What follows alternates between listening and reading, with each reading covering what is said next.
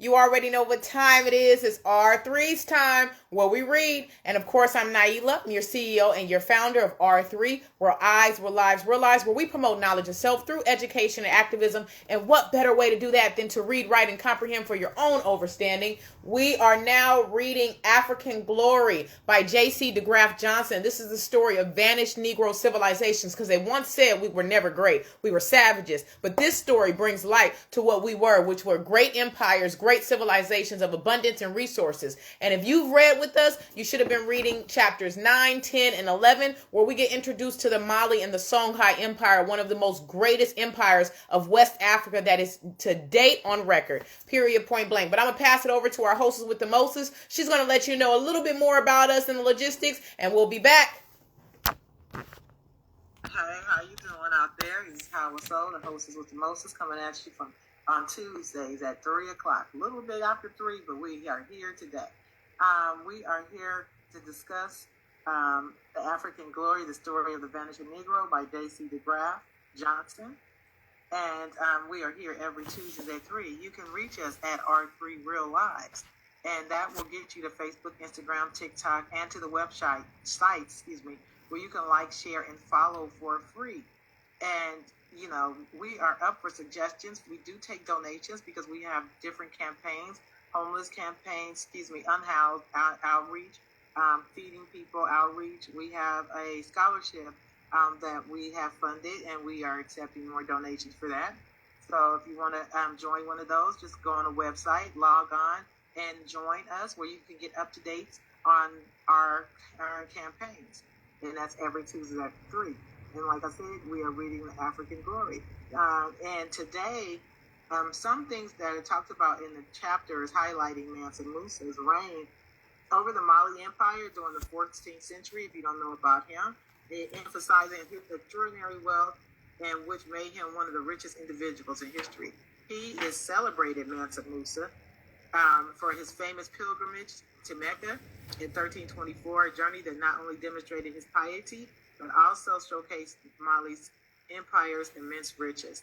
During the pilgrimage, he spent a lot of money and generous gifts and gold, and left a lasting impression. But also, he had so much money, it kind of decimated some of the economies of the places that he traveled through. We will likely address many of his cultural and education development in the Mali Empire, and he is credited from transforming Timbuktu into a major center of learning and attracting scholars and artists and architects all over that area. Overall, deGraft Johnson portrays Mansa Musa as a symbol of Africa's rich history and contributions to global civilization, challenging the often negative stereotypes of Africa that were prevalent during the time the book was written. Again, we are at R3 Realize Book Club, and we are here every Tuesday at 3. And at R3 Realize, we'll get you to Facebook, Instagram, and TikTok. That's just a little bit of information, a background history of Mansa Musa, which is somewhat covered in the book. Chapters 11 and 12, I believe we're on now. So if you wanted to know more about Mansa Musa individually, there's lots of books written about him. Or if you want to learn overall about the African glory and African civilization throughout Africa, which this book touches on many different places, stay tuned with us, comment, like, share, and follow us. And I'm going to give it back to you, kid. Okay, perfect. All right, so perfect. So yes, we will be discussing briefly Mansa Musa.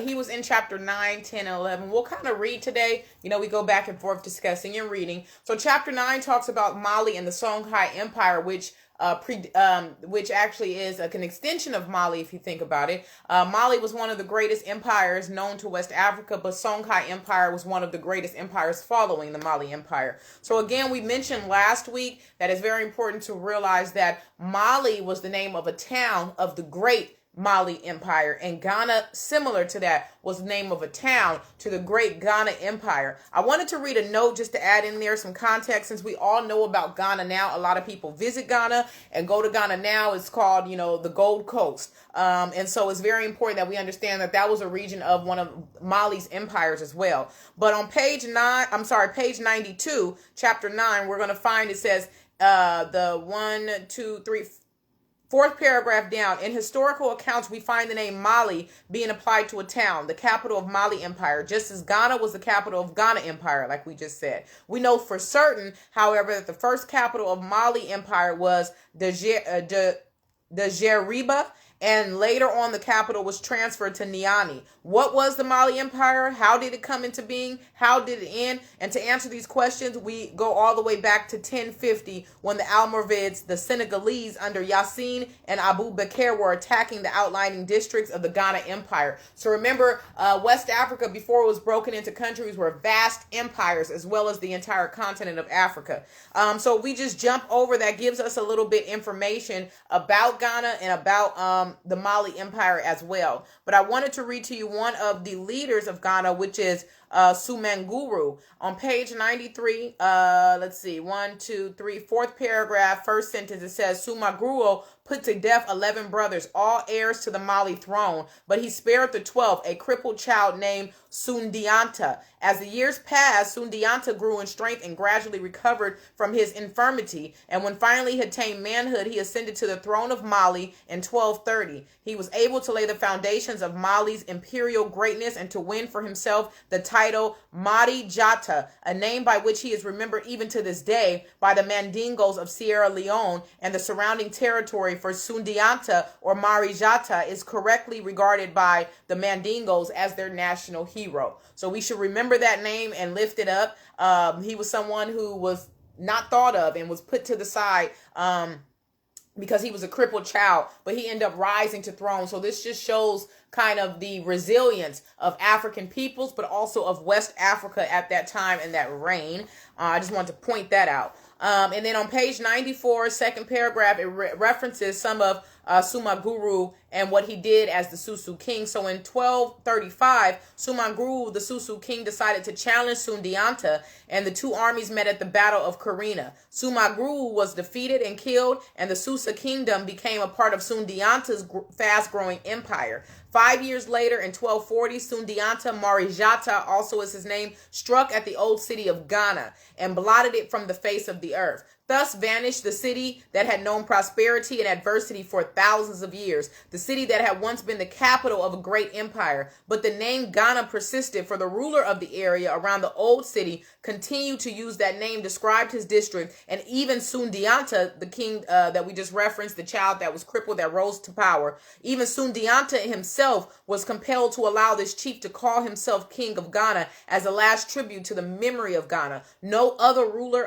or chief and Sundiata's Mali Empire was allowed to call himself king. So the great Ghana Empire was actually overthrown by the Mali Empire under the king Sundiata. But he allowed it, seeing that Ghana was so great and so vast and so wealthy, and put such a stance on Africa and West Africa at that time to make it one of the greatest and wealthiest regions in Africa. He allowed that king to still call his name in order to preserve that history, if that makes sense. So I'm just going to read one of the connotations at the bottom here because it gives us a little bit more insight into what happened to Ghana and why it's kind of disappeared off the maps, and we see it now to modern day. So connotation 1 for chapter 9, it says, it's quite lengthy. It says, there is some confusion as to the exact cause of the disappearance of the city of Ghana from the map of Africa. There is general agreement on the point that Sundiata destroyed Ghana in 1240, but there are perhaps grounds for the view that the city was not completely destroyed then. Maurice de la Fosse, in his book Haute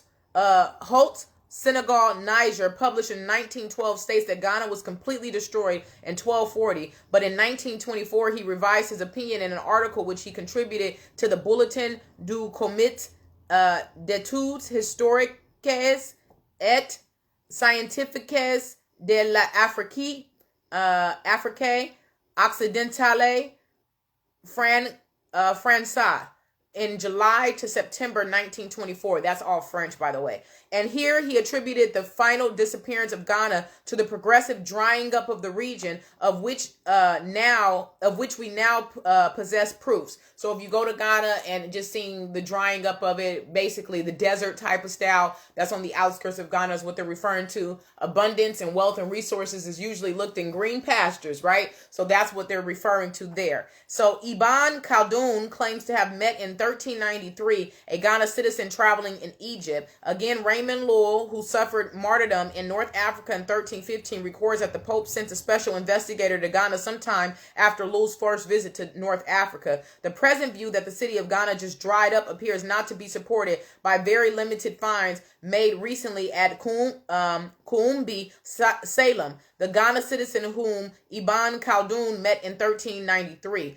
may have been a subject of the king of Ghana, because there was a king of Ghana after 1240. It is not so easy to explain Raymond Lull's account. According to Raymond Lull, the special investigator sent by the Pope to Ghana reported that the city had princes who were idlers and who worship the sun, stars, birds, and beasts, and they being tall Negroes who obey no law. Could this have been a description of Ghana City in the light of all the available records, is the question. I think yes. I like when we always see historic accounts that refers to the African people worshiping the stars, the sun, the moon, the birds, nature. It's a word that we should become familiar with. I always refer to it every now and then, Medu Neter or Medu Neter, depending on which educational stance you are on. Some people say it as Medu Neter. Some people take out the E's because there were no vowels at the time, and they say Neter or Netir. So it's N-T-R or N-E-T-E-R. But Medu Neter is the word of God, which is where all alphabets and all language actually derive. So every time I see that Africa worship the sun, the moon, and the stars, it's very important that we understand what that means. And that would be God. That would be their form of worshiping their ancestors and what was higher above them on the land, if that makes sense. So I like that we have that pointed out, and there were some princes that worship that. Also, we made a reference last week, I believe, and we're just leaving from one of the greatest empires at the time too, which is in Ethiopia. And there's a reference to Axum here as Mansa Musa is approaching in this chapter, and we'll talk about him.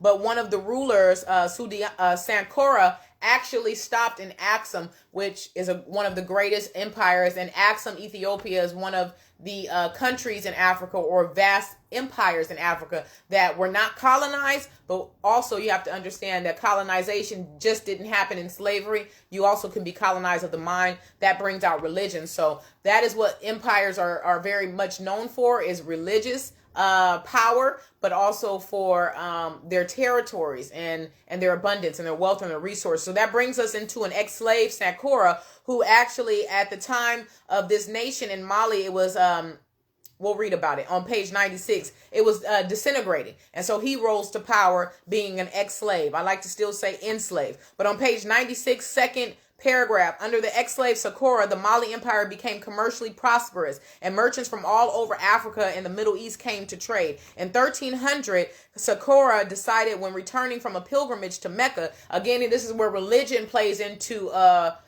Africa. And remember, we talked about it, religion being a part of power, and a lot of the Spain that came in were causing the Africans either to be taxed or to convert their religion. So we always see this dynamic in Africa at the time. And I like to quote again Desmond Tutu. It says, when the white man came to Africa, we had the land and they had the Bible. When the white man left, we had the Bible and they had the land. And that goes the same for the Quran. Okay, but let's just talk about Sakura. So in 1300, Sakura decided, when returning from a pilgrimage to Mecca, to avoid the customary route through Cairo and to return home by way of Axum. And so if you know Axum at that time, it was actually a refuge for a lot of the pilgrims, because Muhammad actually told them if you need to go anywhere, go to Axum in order to find refuge. That's where supposedly the Ark of the Covenant is. I actually went there with my mother as well. So we seen one of the places where they said the last place of the Ark of the Covenant to be, right? But also in Axum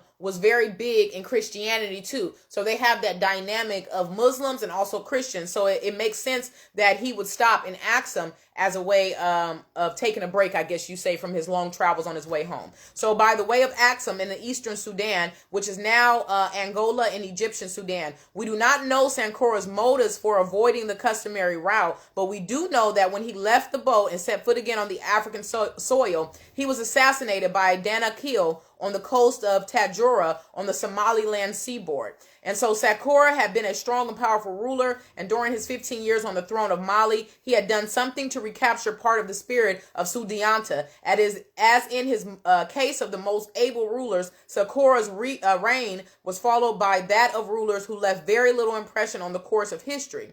In short space of 7 years, 3 undistinguished men, Gaou, Mamadou, and Abu Bakr II, succeeded in turn to the Mali throne. And so I wanted to mention that because that brings us in a way after after Sankora, which was an ex-slave who rose to power. He was actually, assassinated. Abu Bakr hits the scene. And if you know the name Abu Bakr II, he is actually the father of Mansa Musa, which we talked about in the beginning. So this is where we're introduced to Mansa Musa, and we're just going to read about him, which you should have already read chapters 9, 10, and 11 on page 96. So it's 4th paragraph again.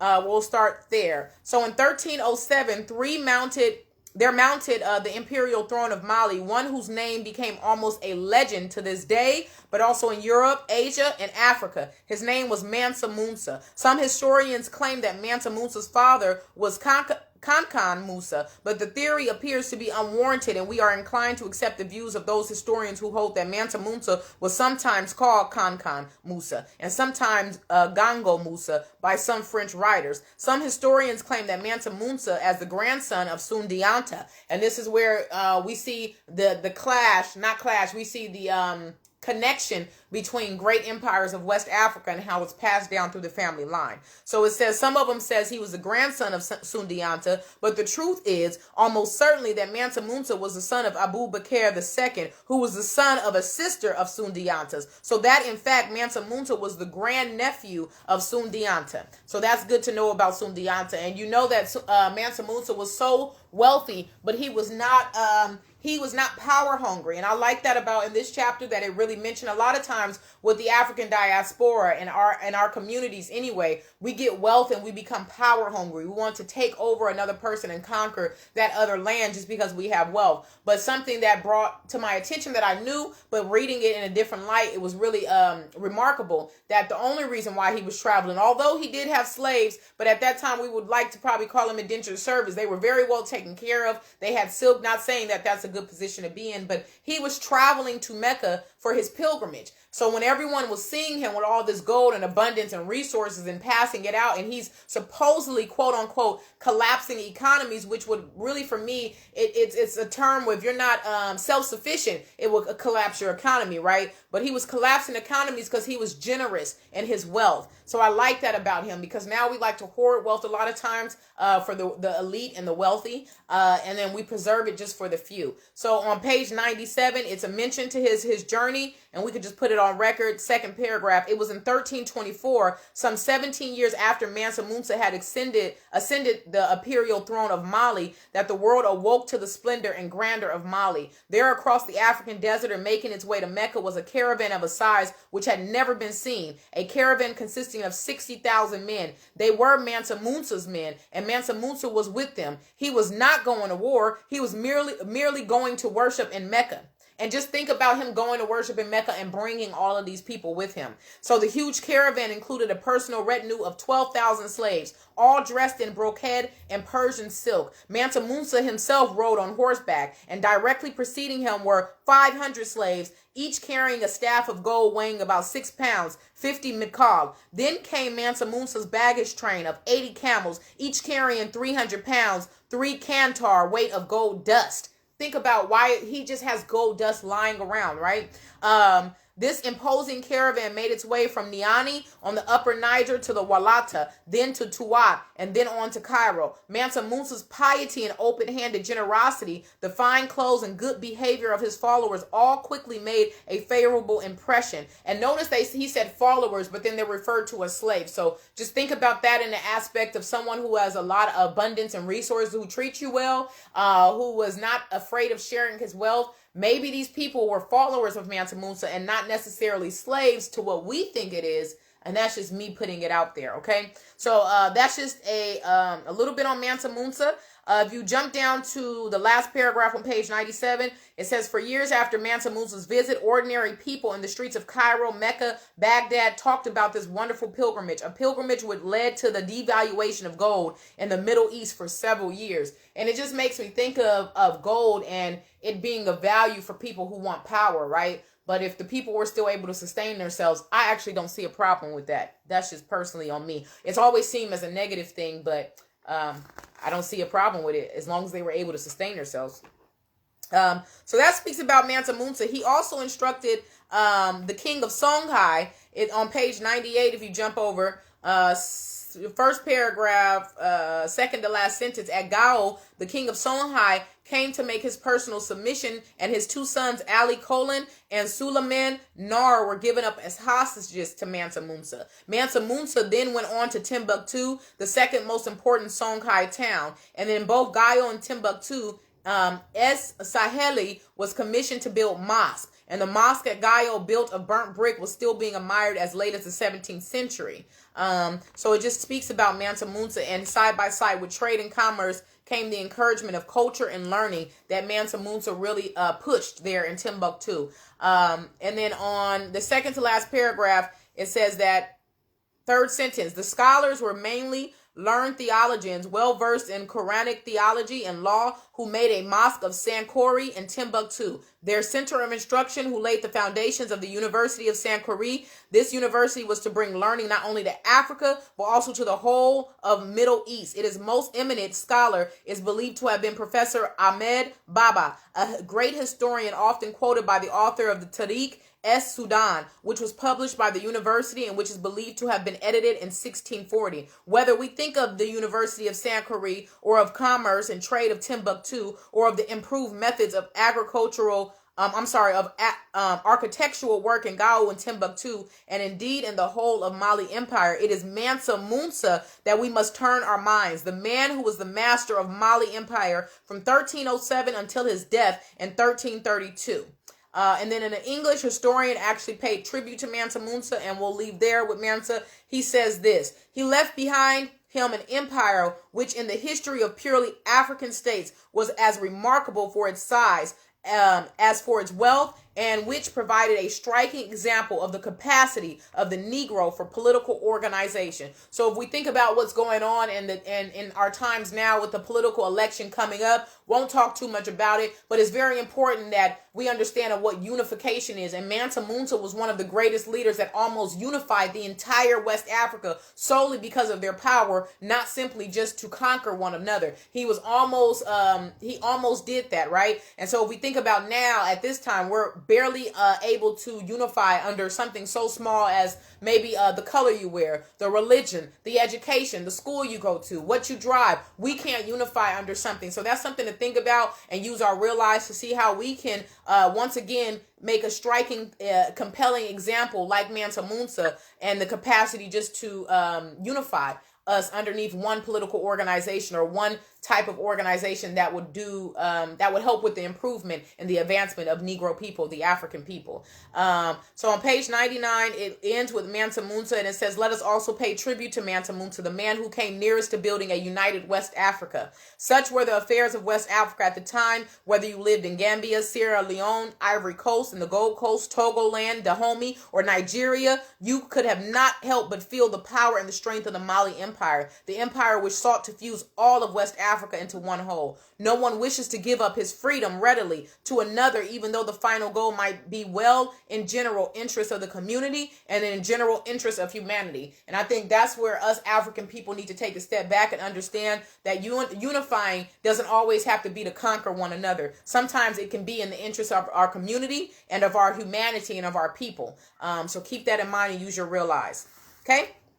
And then what follows right after the great Mali Empire would be the Songhai Empire, which in Sani, it means liberator. So it speaks about the Songhai Empire, and there were two brothers that eventually escaped to Gao, and their names were Ali Kalin, and he was proclaimed king in 1335 with that title Soni, Sonni, which means liberator. He was one that liberated. Remember, he was one of the sons that was given up to Mansa Musa. So it talks about the Songhai Empire. We won't read too much there. On page 102, second paragraph, it mentions the Tuaregs, which was a Muslim Islamic group, I believe.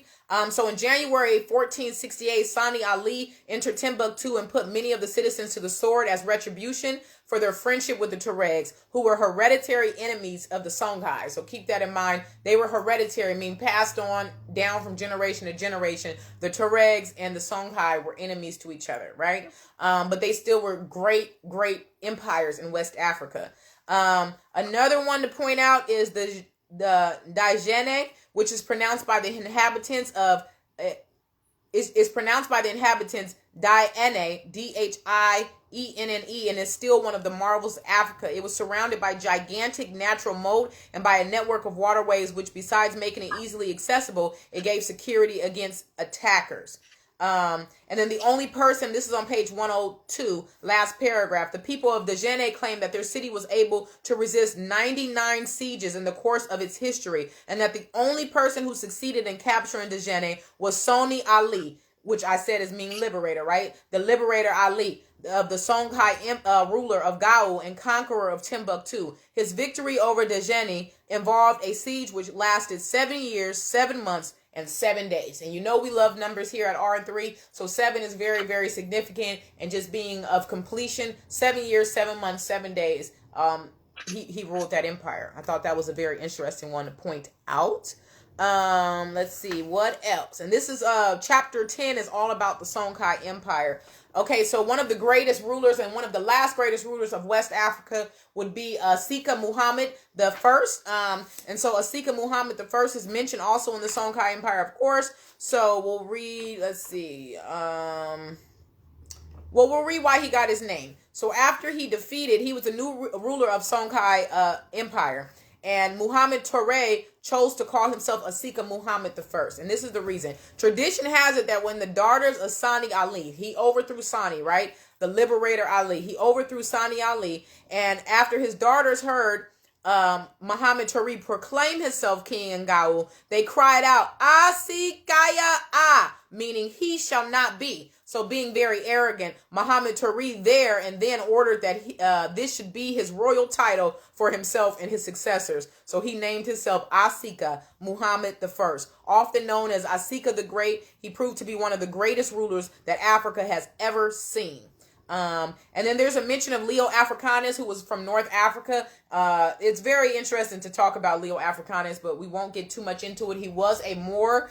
He was born in 1494 in Granada, Spain. End up coming to North Africa and go from there. But he is said to say this about himself. For mine own part, when I hear the Africans' evil spoken of, I will affirm myself to be one of Granada. And when I perceive the nation of Granada to be discommended, then I will profess myself to be an African. You see, he was flip-flopping. That's all I wanted. I thought that was interesting. And that's Leo Africanus. So let's see. He was actually sent to, he was sent to Spain to study. He became the godson of one of the popes. So his godfather was, this is on page 105. We'll read second paragraph. So the pirates, finding Leo Africanus very well educated, he didn't go to Spain, he went to Rome. Took him to Rome and presented him to Pope Medici Leo V. He was granted his freedom, professed conversions from Islamic to Christian faith, and was baptized. And here again, we see how religion plays in powernomics and taking and conquering over another people, getting them to denounce what faith they stood by at the time in order to accept your faith and in your type of religion. And remember too, in the earlier chapters, we talked about how Rome was not necessarily a place of a certain group of people. It was similar to like America, and it was people who had the same ideals at the time. So converting over to the Christian faith was something that a lot of Romans did at that time, whether they were whatever background and ethnicity, because they were all about centralized government. So I thought that was very interesting to put. So on page 105, it also says that He was granted his freedom, professed conversions from Islamic to Christian faith, and was baptized. The Pope, his godfather, gave him his own name, and he became Giovanni Leone. He was given a pension and spent many years in Rome reading, writing, and enjoying the society of intellectuals. His world-famous book, The History of Description of Africa, was written in Italian and published in Rome. So that just shows of his knowledge and abundance. He actually gave a good account of West African history, being one of the observers of it. So Leo Africanus, who visited Djenné, Male, Timbuktu, and Gao, informs us that Djenné was called by the Moors Genioa, by the native inhabitants Geni, and by the Portuguese and other people of Europe Guinea. Leo adds that a gold currency was in use in the city, and that makes me think of the place Guinea-Bissau. That name is very familiar if you know any countries in Africa. So that brought to mind for that. And then we have a few minutes left, so let's see. Asika Muhammad, will end with him on page 107, being one of the last and greatest rulers of West African empires. Between 1498 and 1520, Asika Muhammad I conquered areas extending from Mali country eastward to Kano and Kassina and northward into the desert. It has been said of him that although he had given to his kingdom a territorial extent greater than that at any time in history, his greatest service to his people was to teach them organized government, by which alone could security and prosperity be achieved. These two conditions of life were found wherever he ruled. So again, we see that importance on being unified under one organized government, one political motive for the African continent in order to preserve themselves and be great. And I think that's very important because also we mentioned in reference to North Africa last week or the week before last about the great Queen Kahina, and she was the last defense for North Africa to keep Africa for Africans. So if we hear that again, all of the great rulers knew the importance of unifying Africa under one political one political government, but under one unifying stance so that they could be strong and not just to conquer one another. I thought that was very important. And just to leave off on page 108, first paragraph, Asika the Great knew the true meaning of religious toleration. For though he himself a Mohammedan, he never displayed the religious fanatism